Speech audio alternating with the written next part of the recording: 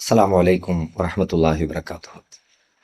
பெருமதிப்பிற்கும் மரியாதைக்கும் உரிய எல்லாம் வல்ல அல்லாஹ்வின் நல்லடியார்களே, அருமை பெரியோர்களே, தாய்மார்களே, சகோதர சகோதரிகளே, ஏக இறைவனின் அளப்பெரும் கிருபையினால் அவனது மார்க்கத்தை அறிந்து கொள்வதற்காகவும் நம்முடைய மாணவ செல்வங்களை ஊக்கப்படுத்துவதற்காகவும் ஏற்பாடு செய்யப்பட்டிருக்கிற இந்த நிகழ்ச்சியில் நிலையான வாழ்வுக்கு நாம் உழைக்க வேண்டிய கட்டாயம் குறித்து பேசுமாறு என்னை பணித்திருக்கிறார்கள்.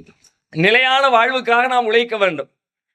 நிலையான வாழ்வு எது? முஸ்லிம்கள் அனைவரும் அறிந்திருக்கிற செய்திதான். நிலையான வாழ்வு எது? மரணத்திற்கு பிறகு வரக்கூடிய மறுமை வாழ்வு தான் நிலையான வாழ்வு.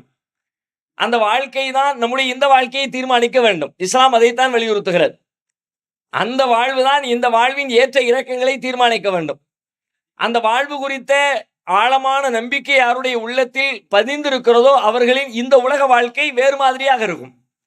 உலகம் எந்த ரூட்ல போகுதோ அந்த ரூட்ல போகவே போகாது.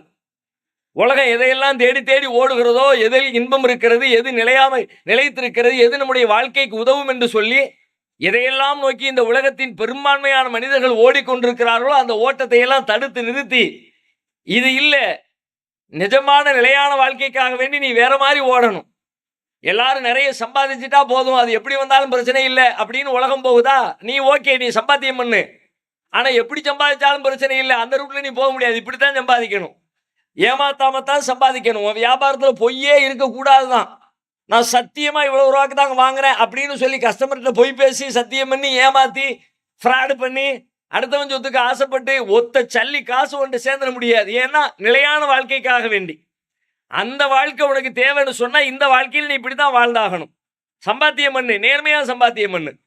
உன்னுடைய குடும்ப உறவுகளோடு ரொம்ப நேர்மையா, நெருக்கமா, அன்பா, அனுசரணையா வாழ்ந்துக்க. பெரியவங்களை மதிச்சுக்க, சின்னவங்க மேல இறக்கம் காட்டிக்க, ஒழுக்கமா வாடு, பிறருக்கு பயனுடையவங்களாக நீ இரு என்கிற அடிப்படையிலே உன்னுடைய வாழ்க்கையை நேரான சீரான சமூகத்திற்கு பயன் தருகிற வாழ்வாக ஒரு மனிதனின் வாழ்வு அமைய வேண்டும் என்று சொன்னால் அவனுடைய உள்ளத்திலே நிலையான வாழ்வு என்பதை குறித்த ஒரு தெளிவு, ஒரு சிந்தனை அவனுடைய உள்ளத்தில் இருக்க வேண்டும்.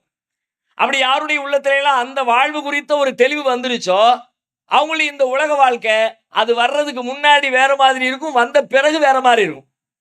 நீங்க நல்லா யோசிச்சு பாருங்க. எத்தனையோ வரலாற்று செய்தியை நம்ம தெரிஞ்சு வச்சிருக்கோம். நபிகள் நாயகம் ஸல்லல்லாஹு அலைஹி வஸல்லம் அவர்களுடைய தோழர்களின் வரலாறு எடுத்து பாருங்க.